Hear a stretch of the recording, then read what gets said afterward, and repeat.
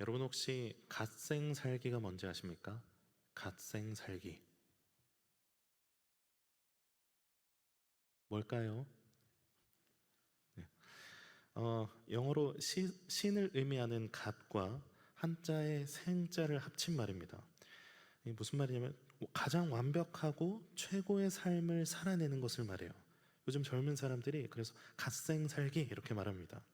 예를 들면 갓생 살기 1일차 해서 새벽에 일찍 일어나서 러닝하고 돌아와서 건강식으로 아침 식사를 하고 또 독서를 하고 또 회사에서 열심히 일을 하고 또 저녁에는 영어 공부도 하고 또 자기 전에는 스스로를 위해서 좋아하는 드라마 한 편을 보고 이렇게 완료해서 하루하루의 시간을 허투루 쓰지 않고 계획적이고 완벽한 삶을 살아내는 것을 갓생 살기라고 합니다.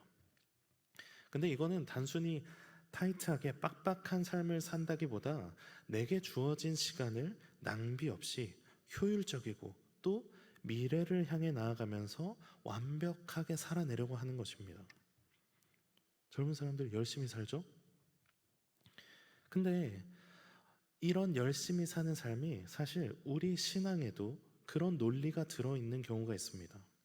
신앙의 목표와 계획을 세워서 그것을 잘 이루어내는 것이 바른 신앙의 삶처럼 생각하는 것이죠. 내가 어떤 부분이 부족한지, 어떤 신앙이 부족한지 점검하고 그것을 변화시키기 위해서 말씀을 읽고 기도를 합니다. 물론 매우 좋은 신앙의 훈련이고 도전이기도 합니다. 그런데 이런 도전이 잘 이루어지고 잘 성취가 될까요? 앞서 말했던 이 갓생 살기를 하는 사람들을 보면 막 SNS에 이걸 올리거든요. 그래서 갓생 살기 1일차 해가지고 동영상을 이렇게 올려요. 그리고 그 다음 날에 갓생 살기 2일차, 갓생 살기 3일차, 그 다음 날은 몇 일차죠? 실패했으니까 다시 1일차. 네. 그리고 깜빡했다. 다시 1일차. 이렇게 반복하고 또 실패하는 경우가 참 많아요. 그리고 우리 신앙도 사실 비슷하죠. 내 삶에 해결되지 않는 부분을 놓고 기도하고 훈련하지만 갓생 살기처럼 성공보다 작심삼일의 경우가 훨씬 더 많습니다. 그리고 이런 신앙의 다짐과 변화를 향한 노력은 좋은 결실을 맺기 위해서도 있지만 죄에서 벗어나기 위한 노력들도 있습니다. 이 어떻게든 죄의 습관을 끊어보고 그 유혹에서 내가 벗어나게 보겠노라 하고 스스로 다짐을 해보죠. 예를 들면 오늘부터는 내가 남들 뒷담화를 절대 안 해야지. 미워하는 마음보다 내가 더 사랑해야지. 내가 맨날 핸드폰만 볼 게 아니라 성경을 좀 봐야겠다. 하나님과 멀리 떨어진 그 모습들을 끊어내려고 노력합니다. 그러면 주변에서 어떻게 하죠? 잘 도와주나요? 마음을 먹고 하려 그러면 안 그러다가도 왜 그렇게 안 도와주나 몰라요. 누가 와서 막 박수를 이렇게 막 치면서 어머 들었어? 그럼 뭐라 그래요? 어머 여러 번 했을까? 왜 누가 저랬대 그랬대 또 그럴 줄 알았네 내가 그럼 막 얘기를 안 할 수가 없어요. 오늘 하루도 사랑하면서 살아보자 했는데 직장에서 나를 괴롭히는 그 어떤 사람을 만나면 막 뽀글뽀글 사랑이 솟는 게 아니라 부글부글 속이 끓어요. 그리고 나서 하루를 딱 지나면서 기도하면서 오늘도 글렀네. 내일은 잘해봐야지. 내일 잘해봐야지. 내일 신앙훈련 1일차. 갓생 살기를 하듯이 또 다짐하고 또 다짐합니다. 그런데 이게 이렇게 웃어 넘기기도 하지만 나의 노력들이 계속해서 실패하고 또 다짐하고 다짐했는데 계속해서 실패하면 그 실패 자체가 무서워지는 게 아니라 실패 뒤에 찾아오는 신앙의 좌절감이 우리를 힘들게 합니다. 그래도 내가 목사인데, 내가 장로인데, 내가 권사인데, 나는 그리스도인인데 매일 똑같이 살아가게 되는구나. 내가 무슨 자격이 있을까? 계속해서 실패하다 보면 그런 좌절감과 자책감이 찾아옵니다. 그러면 오히려 내가 하나님을 피하게 되죠. 괜히 교회 가는 것도 뭔가 부끄럽고 어차피 잘 안 되는 거 가기 싫을 때도 있습니다. 또 하나님은 나의 마음을 다 아실 텐데 계속해서 죄를 짓고야만은 실패하고야만은 나를 아실 텐데 괜찮을까 하는 생각이 들어요. 하나님 앞에 염치가 없는 거죠. 어느새 같은 기도를 계속해서 반복하게 되고, 반복하지만 여전히 나아지지 않는 내 모습에 죄송스러운 마음이 커집니다. 그게 계속되면 우리 영혼에 하나님과의 깊은 거리감이 생겨요. 죄책감과 낭망이라는 담벼락을 쌓고 하나님을 멀리하게 됩니다. 그리고 하나님과의 관계가 서먹해지면 그 자리에 무엇이 찾아옵니까? 불안이 찾아오게 돼요. 하나님이 나를 버리시진 않을까? 이렇게 살다가 내 삶에 문제가 생기거나 큰 시험을 주시고 어려움을 주시는 건 아닐까? 이런 영적인 불안감이 우리를 사로잡게 됩니다. 그럼 우리는 어떻게 하죠? 다시 열심히 기도 생활도 늘리고 말씀도 더 많이 보려고 하고 노력에 노력을 더해봅니다. 무언가 더 많이 하려고 했어요. 그런데 오늘 본문은 그 불안의 고리, 나의 죄악의 고리를 끊는 것이 우리의 어떤 노력이나 행위가 아님을 말씀합니다. 오늘 시편 51편은 다윗의 시편입니다. 그리고 그 표제에 보면 다윗이 밧세바와 동침하고 선지자 나단이 찾아왔을 때라고 말을 합니다. 사무엘하 11장에 보면 다윗이 밧세바를 범하고 이를 덮기 위해 그의 남편 우리아를 죽음으로 내몰기까지 했습니다. 그리고 11장 27절에 그 일이 여호와 보시기에 악하였더라 하고 말합니다. 그런데 다윗은 여전히 아주 뻔뻔스럽게 했죠. 하나님은 나단을 통해 다윗을 책망하십니다. 그러자 자신의 죄를 깨달은 다윗은 바로 이렇게 반응합니다.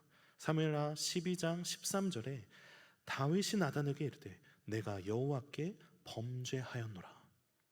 다윗은 하나님 앞에 엎드립니다. 그리고 오늘 시편 51편 시작에 이렇게 고백합니다.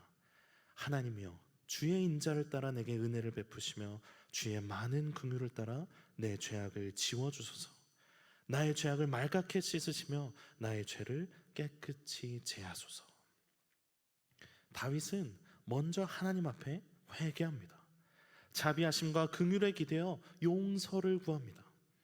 3절을 보면 다윗은 자기의 죄가 무엇인지 분명히 알았습니다. 물은 나는 내 죄가를 아오니 내 죄가 항상 내 앞에 있나이다. 다윗은 자기 죄를 알고 있고 그 죄가 항상 자기를 유혹하고 주변에 도사리고 있다고 말합니다. 이 다윗의 말과 태도에서 우리는 무엇을 배웁니까?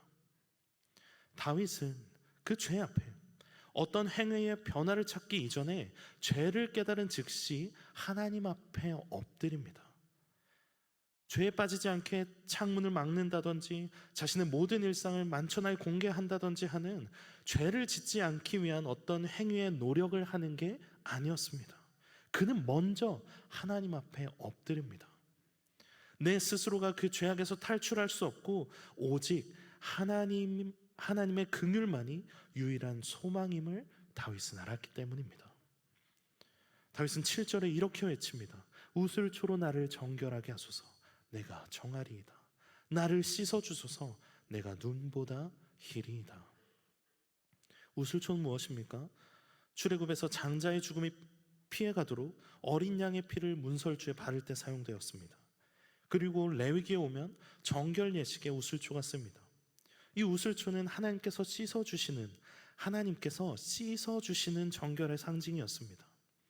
다윗은 지금 자기의 노력이나 결심을 말하지 않습니다.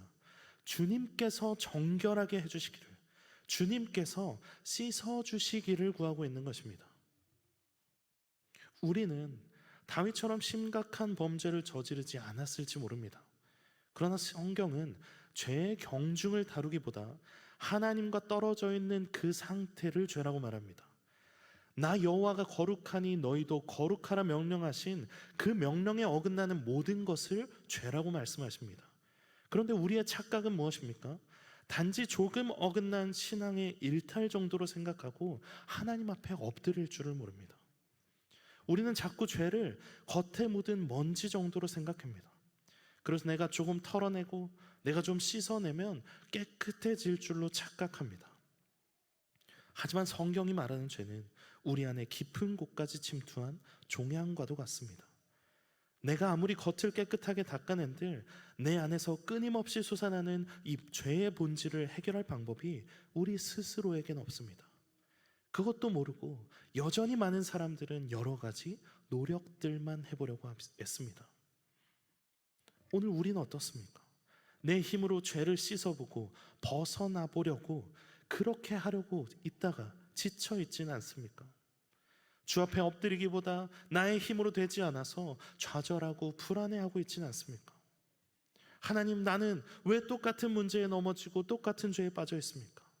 나는 어떻게 안 되는 거 아닙니까? 아니면 내가 어떤 훈련을 해야 합니까? 그렇게만 묻고 있지는 않습니까?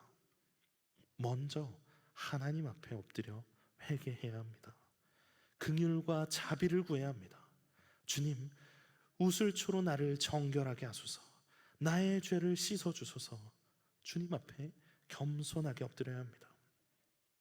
그리고 하나님은 그 겸손하게 고개 숙이며 회개하는 자를 그대로 두지 않으시고 구속하기 위해 이 땅 가운데 내려오십니다. 하나님은 우리가 스스로 닦아낼 수 없는 그 죄의 종양을 제거하기 위해 독생자 예수 그리스도를 이 땅에 보내셨습니다. 다윗이 그토록 바랐던 눈보다 희게 되는 씻김은 다윗의 결심이나 어떤 행위로 이루어진 것이 아닙니다. 하나님의 자비와 긍휼로 이루어졌고 십자가에서 모든 물과 피를 쏟으신 예수님의 대속으로 비로소 완성되었습니다. 우리가 죄에서 벗어나는 유일한 해결책은 더 완벽한 계획을 세우는 것이 아니라 나를 대신해 십자가를 지신 예수 그리스도를 바라보는 것입니다.